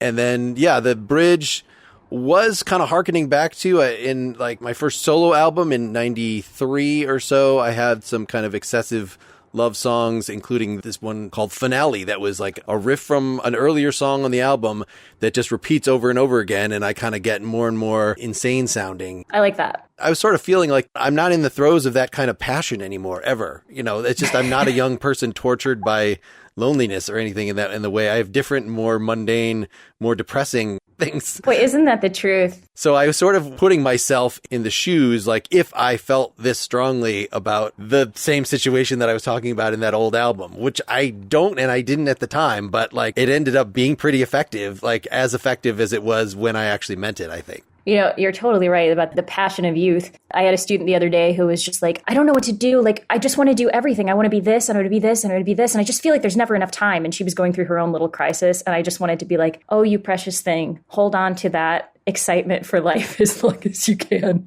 right? I enjoy a song that goes places that we don't necessarily anticipate as well. So that whole, like, It's a bridge, yeah. I mean, it's a really long bridge. It's a long bridge. It's basically a second song shoved in there is what. It kind of is, but no, I like that. It's very epic. The one line that really stands out for me in there, I often face the fact that I'm okay. That's sort of a thing as songwriters to actually deal with. Like, I guess I'm not a permanently damaged person to complain about, you know, in song. That's that wellspring of drama that would drive creativity is, well, not really there, but you can guess fake I'm all right. Well, there's some beauty to that, though. Yes, it's certainly better. Well, I guess this song does not end well, as it, you came around, I felt my death. Just a little extra cheesiness. So you're saying I shouldn't look any further into You Stole My Pen as like a deep lyric of she's taking words from you. I hated that lyric at first, but then I actually had a guy on my music podcast who was like a certified poet, and he had in one of his songs something about his pen being stolen. And I'm like, yeah, that actually works. I didn't intend it that way. It was just a rhyme, but yes, sure. Yeah, I thought the mixing and the composition of the whole thing was really fun and interesting. And the percussion, once again, the percussiveness of the guitar part as well. And you said you added the parts for the female, like as a thought of like what she would say had she had a say in this. It was kind of like Somebody That I Used to Know song kind of thing. In terms of throwing this thing out, this depressing, and no, this is all a figment of your imagination. And of course, the irony is it's still me writing in a female voice. It's me writing for you. Yes, yeah, this is what I think you would say. That's right. Somebody I used to know. I was thinking more recently, Exile, right? Yep. Got the female and the male perspective of a breakup. Well, thanks for doing this. Any year-end holiday sentiments to share? Looking forward, looking backward? My husband and I were just asked to sing a little something for like a New Year's thing. So we were looking through New Year's songs because I'm not a writer of music. I like to arrange, but we found the Zombies, This Will Be Our Year. And it's such a sweet little tune. So I would recommend if people haven't heard that, go back and listen to the Zombies. There are a lot of great covers of it. And that's one thing I guess I could share is that trying to be more hopeful as we head in, cautiously optimistic to the next year. Yes, and I need to plug your many online concerts. You've been fairly productive during this time. Yeah. It's been really fun. And I thought that I would really miss being on stage, but it ends up that I'm actually really enjoying creating things. And that's been I had an inkling for some time that I needed to do more of that. And then this year forced me into being more creative rather than interpretive. So that's a good thing, I think. Well, if you are starved for applause, let me just give you some. I'm sure the audience is echoing that.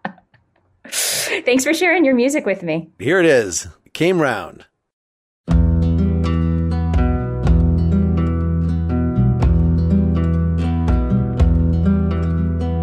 You came round, I saw your shoes.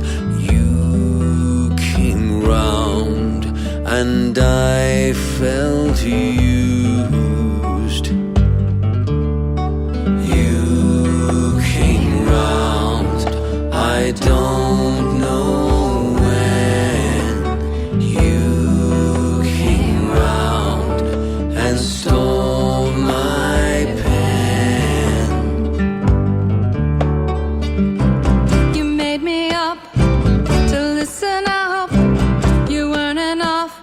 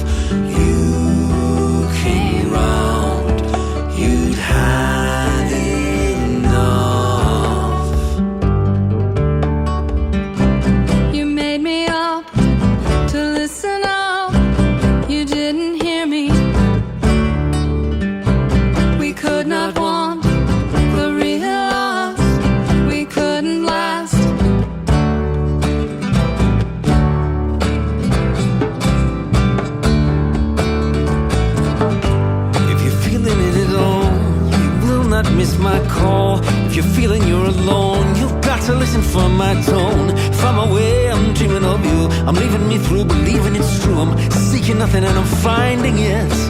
I often face the fact that I'm okay, but I miss you every day. And the hold you've got upon me in a smoky kind of way. It's been years and years and they dragged on so slow. But I'm alien and angry and I will not let you go. When you enter in my brain and start kicking things around, I feel lost and tossed and lonely and I cannot feel a sound. It's amazing that you're ended. It's amazing you existed. It's incredible. I think of you much more than you insisted. And wherever you are now, you should detect what I allow. There's an arrow pointing from me, poking right out through my brow. And the beam that it projects passes over and infects a stream of inspiration, intermittent and complex. Pieces of my soul blasted out of this black hole, astronomical but finite, and what's left is what you stole.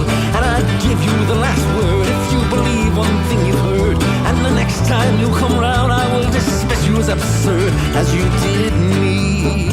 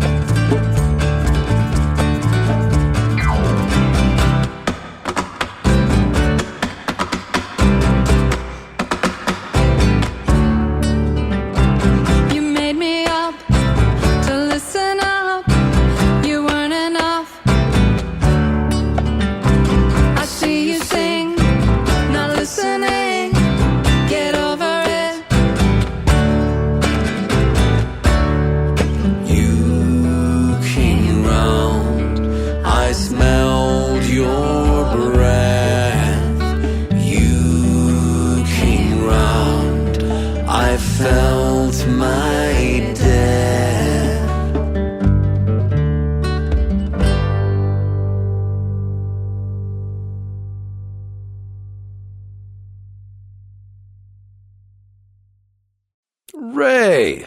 Hello, sir. Good to see you. Good to see you, Mark. Remind me what city you're in right now.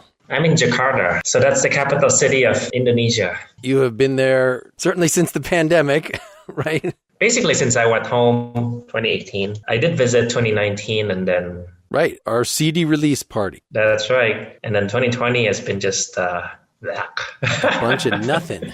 Well, we are near the end of the album, Who Wants to Love Me, the second to last track. I feel like there are 3 finales in a row. Came Round, Who Wants to Love Me, and then The Size of Love, this being the longest track on here. I had thought this was done a couple years before. It almost made the last album, but it was kind of sloppy, so just having it professionally mixed and adding Jim and you, your piano part kind of makes the tune. Yeah. So I thought this would be a good one to talk to you about, given your, I don't know, you were always trying to interpret what I do in terms of one of your loves, musical theater, which is something that growing up, I was kind of, I don't know, I'll do regular theater. Musical theater's cheesy. But as an adult, I've warmed up to it, and I guess I'm willing to admit, certainly with a goofy song like this, what part of the musical would this be? I guess this could be an opening thing. Yeah, well, I always feel that your lyrics are somewhat musical in a way that it tells a story. I guess it's almost like a half between a folk song and indie song where the lyrics are very descriptive, I guess. And it tells you what it is and it gives you the situation and it kind of shows to express the feeling. But yeah, it could be as anybody monologue in a musical. You know, they're telling life story. And so whenever I listen to your music, I always feel this is a part of something bigger. It seems to connect somewhat. You know, if you are making a musical about yourself, I guess, in the future, it can all be explained by all the music and all the lyrics, which is why I connected that way. And plus also the arrangement feels unique. You know, it's not just rock. It's a combination of different things, but definitely it has a certain flair that you see in musical theater. Yeah, this one has some goofy arrangement stuff because I just put it together as a completely solo tune, playing the initial percussion and those goofy keyboard parts in the middle. This is one that's actually not autobiographical in that the little funk riff that anchors the song was just a leftover thing from guitar from a long damn time ago. In college, I wrote a song that uses that percussive style, and this was like kind of too similar to that. And so it had a few of the gestures that don't turn away from me. Love's been away so long. I was like the kind of samba section, but then it actually became a whole song. It was sort of loosely, kind of a joke based on when, after my mother passed away, a couple years later, my father, who was in his 70s at the time, was starting to check out his 80s, actually, like online dating. The whole reason I play classical guitar is because of him. He had a very troubadour sort of style. Who wants to love? So that was kind of written with his voice. He's a much higher, purer, nicer voice than I do, with his style in mind. And he thought that was kind of funny. Yeah. And then just when we did this live, this was maybe have people in the audience play percussion, like try to drag in. It can go on as long as we want. Well, and that's the thing. It's a sing-along theme in a way that it applies to everyone. And everyone who listens can connect to the lyrics in some way. And I think that's what's true about a lot of your music. You listen to it and then you can reflect in your own life on how it relates because it's very real. It's not abstract at all. Well, what's funny is that you mentioned autobiographical. Stephen Sondheim, who wrote like great musicals, he was asked one time, is that, are all your music autobiographical? Because it feels like it. And he said, no, it's not. It's just that I wrote a music. And it just feels like it's his own life story. And I feel it's the same vibe that I feel especially from this song, right? Anyone can relate to it and you can sing along to it. And it's a very easy tune. It almost fits all the criteria of a great musical tune. Well, thanks for helping me introduce this thing. Playing with the 3 years total? I don't know. It was spread out, certainly. Not a huge number of shows, probably not more than a dozen total. But just a great counter, somebody with very different musical influences, but could bring in the most beautiful piano stuff and pull out percussion when that did not seem appropriate. Yes. Are you still playing violin? Are you working on things on your own? Are you doing anything musical in quarantine here? Not so much. I guess the last musical that I did is, I played pit orchestra for company, Sondheim's company. Mm-hmm. They're doing a local production here in Indonesia. But pretty much after that, everything sort of shuts down. Of course. Just like anywhere else. And I've been doing a lot of editing, actually, for virtual storytelling. So we have like this classes of kids, anywhere between 6 to 12 years old. Oh. They're doing this virtual storytelling. And I'm doing editing by joining their voices, adding music, sound effects. And it's essentially listening to an audiobook, but just a more jazzed up version of an audiobook. So short stories that has music, soundtracks to it, sound effects, like listening to an audiobook. So I've been doing a lot of those editings like that for a group. And we are trying to do some kind of, a virtual concert or virtual musical. But that's harder than it sounds. Yeah. The hardest part about musical and storytelling, I guess, is the interactions, right? You have to talk to somebody. You have to tell a story to somebody. And when you are all virtual in a box, first editing that is a nightmare, trying to sync all that and make sure without making it look like a movie or CGI or anything like that. But even in movies, you do have actors in the same place trying to talk to each other. And so just having those two different things is just getting really hard. So it's all becoming an individual showcases at this point. Well, wonderful to catch up with you. Here's the song. Who wants to love me?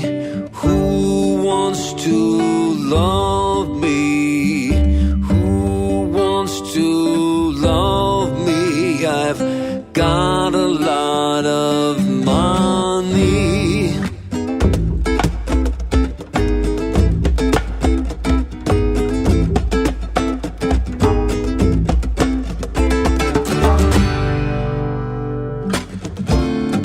Don't turn away from me, please, I need ya.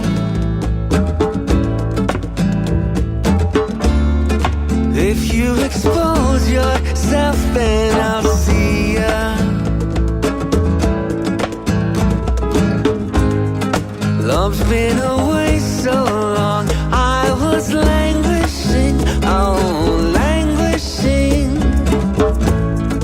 Throw me away till gets under your skin. Who wants to love me? Who'll be my honey? Who wants to love me? I've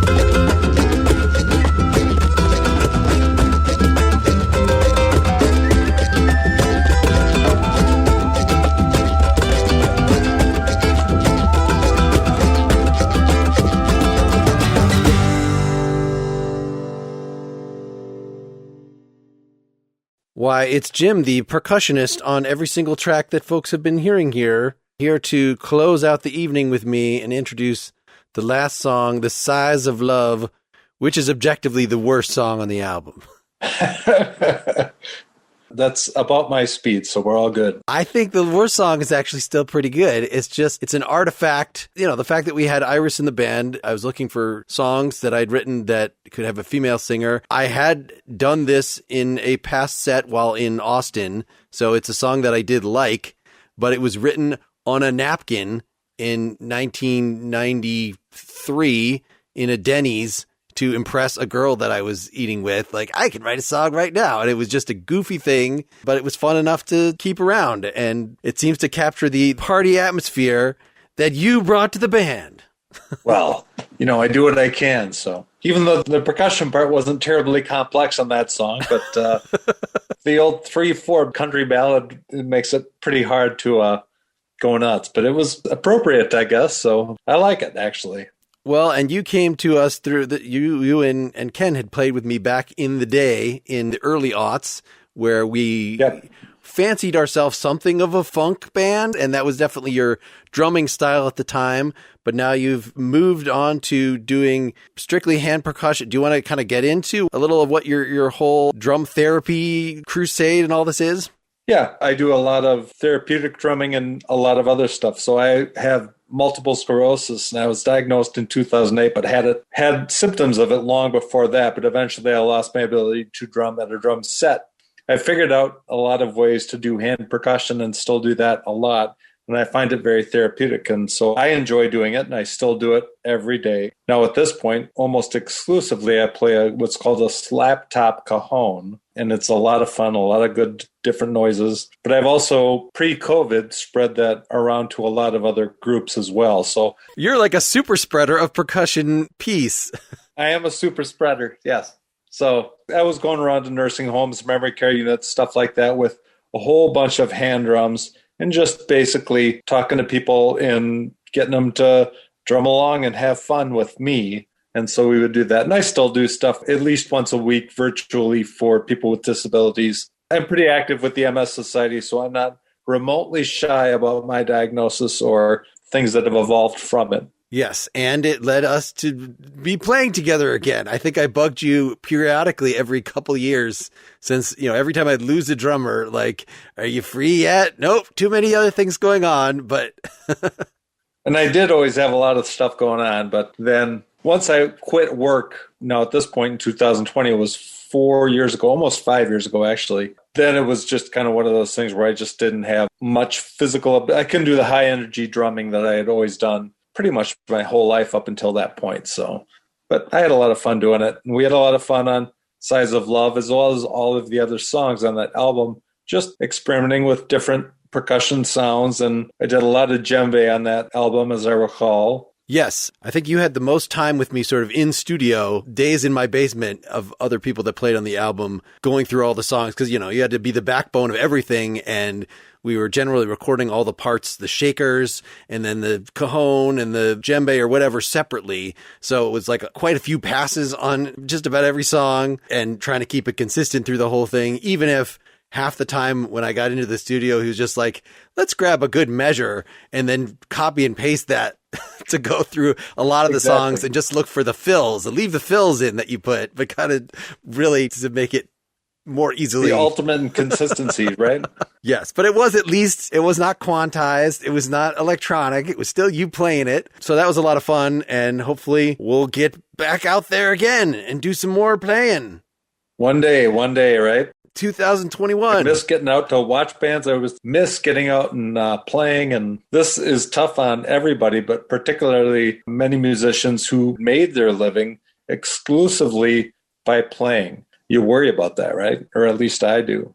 Yes. Well, all we have to worry about in the next 3 minutes is The Size of Love, in fact, about yay big, smaller than a forest, but bigger than a twig? I think it is. All right. Truth has been captured. That is on record. Truth has been captured. I'm glad this was in Iris's mouth and not in mine. All good. Merry Christmas. Happy New Year. All that stuff. Yeah, to you as well. It was a lot of fun. All right. Here's the tune.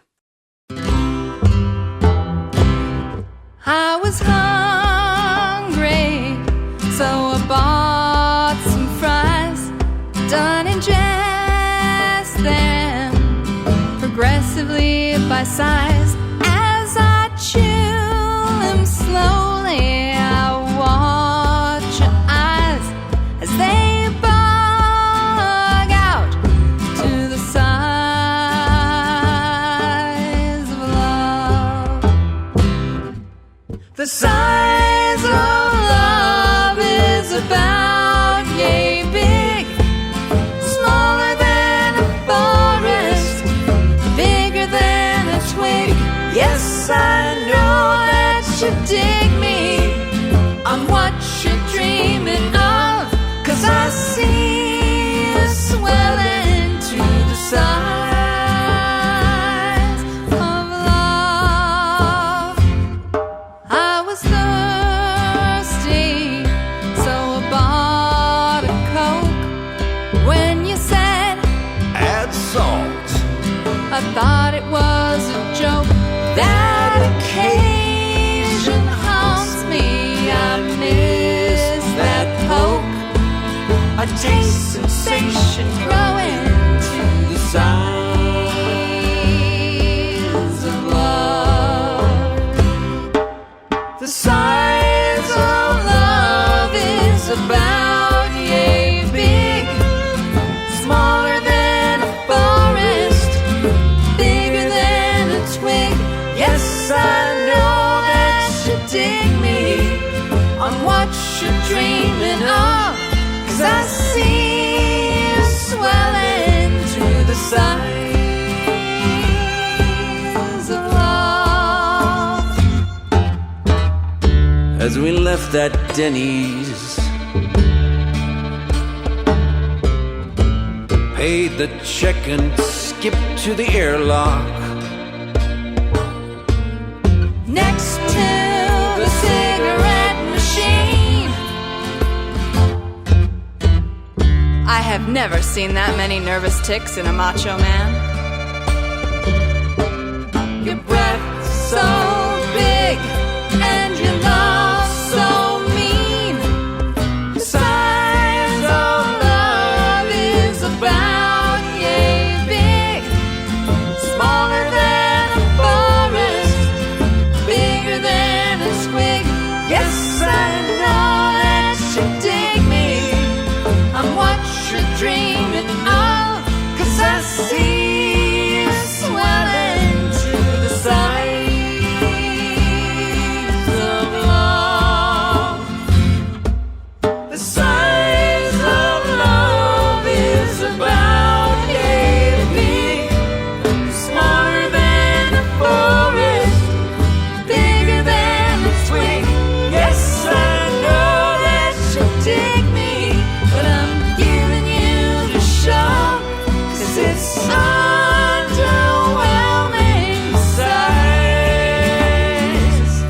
It's less than hefty size. Yes, it's so damn tiny size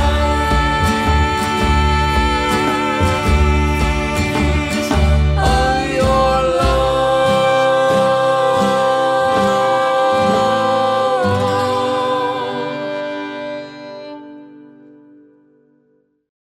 Hey, we're going to wind this down. I wanted to say goodnight to y'all. Thank you for listening. And I'm joined here to do that by an essential member of the Partially Examined Life Network family. It's Tyler Hislop, the audio editor for all three podcasts whose feed this is on. Hello. Thanks for having me. Yes, so you were good enough to jump in and do a lot of the editing on these little interviews. Any thoughts at the end of the night here? Well, what's really cool is that having done Nakedly Examined Music since the inception, I've got a really good sense of your perspective of music from the analysis, critical, kind of technical side, but then hearing it kind of come back at you from the different guests, I thought was really cool and really enlightening, and seeing that, I don't know, you've established quite the reputation, at least with the people that have worked with you, and being part of that was pretty cool. I thought that I think that people, aside from knowing that you do music, but hearing some personal kind of conversation and discussion with some other folks, thought it was really enlightening and entertaining. So hopefully people will listen through to the end. Well, and I wanted this to feel like it is a gift. I'm not trying to promote this album right now. This album came out 2 years ago. I don't, it's already done its thing, but yet, it's difficult to feel when you're putting stuff out there that it's not, give me more attention, give me love, right? Some kind of predatory experience. Yeah, well, with anything like on the internet, podcasts and stuff, I mean, it's all, you would like to have it linked to your work and kind of have it feed into itself and be mutually beneficial. So there's nothing wrong with that. As a gift, that's something that's kind of a peripheral thing that can be attached to really all three of your podcasts, because all three of the podcasts are kind of represented in these series of little interviews. So as a through line, I thought that was pretty cool as well. All right, you have anything to plug before we get out of here? No, I mean, I'm looking forward to continuing to work with you. I'm intending to start something of my own in the podcast space just to do it because, I have a lot of thoughts and I like to talk. So, well, thanks for taking the journey, not just for this project, but for the last year, the last bunch of years, the entire existence of 2 out of 3 of these podcasts. And folks should reach out to Tyler for their editing needs. Absolutely. Thanks, Mark. And I want to thank all the guests who joined me on here, all of my old bandmates, all my co-podcasters, Ken Stringfellow, Jenny Hansen, also Lucy Lawless again for singing on the album, Jake Johnson for mixing it, Solomon Grundy for doing the cover art. If you want to hear these songs again, go to marklint.bandcamp.com. It's the Mark Lint's Dry Folk album. You can also find it at Apple Music, Spotify, Amazon, or even buy a CD at the store at partiallyexaminedlife.com, which is, of course, where you can get hooked up with all of the network podcasts. If you are not subscribed directly to Nakedly Examined Music or Pretty Much Pop, you might want to go do that. Thank you, all the listeners, for coming to the party. Good night. Good night.